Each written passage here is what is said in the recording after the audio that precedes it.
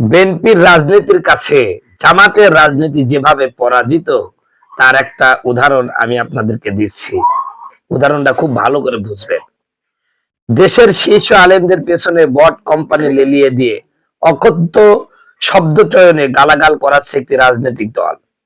আমিরে হেফাজত, চরমোনাই পীরদ্বয়, বাইতুল মোকাররমের খতিব সহ অসংখ্য আলেমের ছবি বিকৃত করে ফটোকার্ড ছড়িয়ে এরা অনলাইনে আলেমদের বেইজ্জতি করছে। ঠিক এই সুযোগটাই লুফে নিয়েছে বিএনপি। জামাত যখন উপর্যুপরি গালাগালিতে ব্যস্ত, বিএনপির হাইকমান্ড তখন নিজে হেঁটে গিয়ে আলেমদের সাথে কুশল বিনিময়ে ব্যস্ত। এখানেই জামাতের রাজনীতি জন্মের ধরা খেয়ে গেছে। একদম জামাত একদম জায়গায় মারা খাইছে। এই জায়গায় মরার উপর খাড়ার ঘা হয়ে জামাতের উপর চেপে বসেছে নুনো হুজুর আর আলী হাসান নামের দুই মুসিবত। এই দুইটা যত কথা বলে, আলেমদের মনে জামাতের প্রতি ঘৃণা তত বাড়তে থাকে। মানে পুরা জয় বাংলা আর কি। হিন্দু মুসলিম বানানোর মতো করে কয়েকটা কওমির আগাছাকে দলে ভিড়িয়ে তুমুল প্রচারণা করে। অন্তরালে 2 নিউ মদদির বিনিময়ে মিনিমাম 2000 ভোট কমে। এই বট কোম্পানি বুঝতেই পারছে না যে তাদের কখনো লীগ বিএনপি ভোট দেবে না। এই বট কোম্পানি কখনোই বুঝতে পারছে না যে তাদের কখনো লীগ বিএনপি ভোট দেবে না। এদের ভোটার ওই ইসলাম প্র্যাকটিস করা মানুষই। সবচেয়ে বেশি ইসলাম লালন করা মানুষ কওমির দ্বারা প্রভাবিত। সেই তাদেরই গায়ে জানো, মানে জামাত নিজের রাজনীতি নিজেরাই জয়ভঙ্গ করতেছে।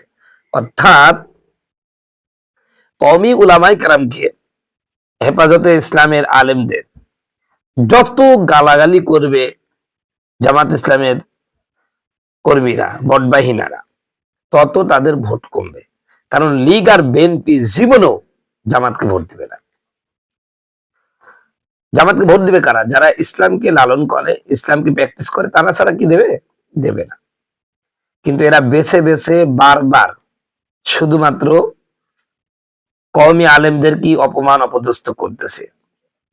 আপনারা দেখেছেন যে বাংলাদেশের শীর্ষ পর্যায়ের আলেম মহিবুল্লাহ বাবনগরী, বাইতুল মোকাররম ইমাম, তারপরে চরমোনাই পীর, নায়েবে আমির, তারপরে আরো যতগুলো আলেম, সবগুলোকে তারা একটা ব্যানারে নিয়ে এসে তারা বলছে, তারা লেখছে হলো দালাল, দাজ্জাল, তারপরে মুনাফিক, তারপরে বেঈমান, তারপরে মানে আরো অনেক কথা লিখছে।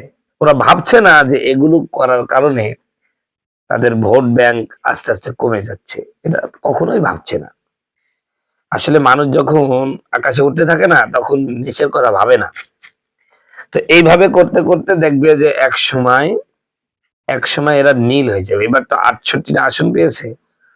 এভাবে করে যদি কওমি আলেমদেরকে এভাবে নাড়তে থাকে, 68 আসনও পাবে না। কারণ এদেশে যারা ইসলাম প্র্যাকটিস করে শতকরা 80% লোক কওমির দ্বারা প্রভাবিত দারুণ ভাবে। কওমি মাদ্রাসাকে তারা দারুণ ভাবে বিশ্বাস করে। কওমি মাদ্রাসার সাথে তাদের নারীর সম্পর্ক। অতএব যেই লোকটা সম্পর্ক কওমি আলেমদের সাথে নারীর, সেই কওমি আলেমদেরকে যখন আপনি অপদস্থ অপমান করবেন, অনলাইনে সমানে গালাগালি করবেন, সমানে কটূক্তি করবেন, সমানে অপমান করবেন। আজকে জামাতের এক কর্মীকে আমি বললাম যে ভাই, আপনাদের যে নেতা কর্মী যারা আছে, আপনাদের সাপোর্টার যারা আছে, অনলাইন অ্যাক্টিভিস্ট, তারা তো ম্যাক্সিমাম আমাদের কওমি আলেমদের গালি দিচ্ছে, বিশেষ করে হেফাজতে আমিরকে। সেও বলছে যে ওদের গালি দেওয়া উচিত, ওরা জামাত থেকে বের হয়ে গেল কেন? আরে ভাই, কতজন দেখাইতে বের হয়েছে, তাই বলে গালি দিতে হবে? তাহলে এই যে একটা ভাব, মানে কোনোভাবে বোঝার চেষ্টাই করছে না যে এটা তাদের জন্য ক্ষতি, এটা বোঝার চেষ্টাই করছে না। যাই হোক, আমি মনে করি জামাত যা করছে এভাবে যদি চলতে থাকে, দলটা নিজে থেকে জয় বাংলা হয়ে যাবে, আওয়ামী লীগ আবার প্রত্যাবর্তন করবে।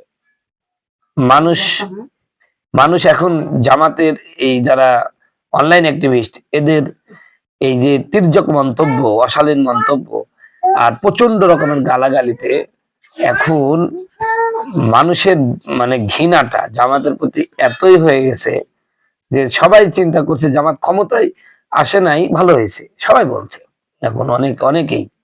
এবং আমাদের কওমি ঘরানার যারা তাদেরকে ভোট দিয়েছিল, তাদের সাপোর্ট করেছিল, তাদেরকে মনে প্রাণে চাইতেছিল যে এরা ক্ষমতা আসুক, তারাও এখন বলতেছে কি কাজ করলাম, ভোট দিয়ে নিজেরা গায়েল খাচ্ছে, কওমি আলেমদেরকে আলেমই মনে করছে না, কওমিদেরকে সামান্যতম সম্মান করছে না, কি জন্য ভোট দিলাম।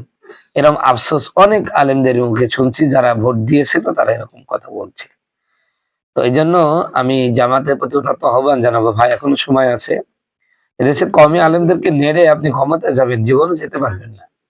অতএব ভালো হন, এখনো সময় আছে, এগুলো ছেড়ে দিয়ে কওমি আলেমদেরকে আপন বানানোর চেষ্টা করেন, তাদের সাথে মিশেন, তাদেরকে বুকে টানেন, দেখবেন আপনাদের ভালো হবে।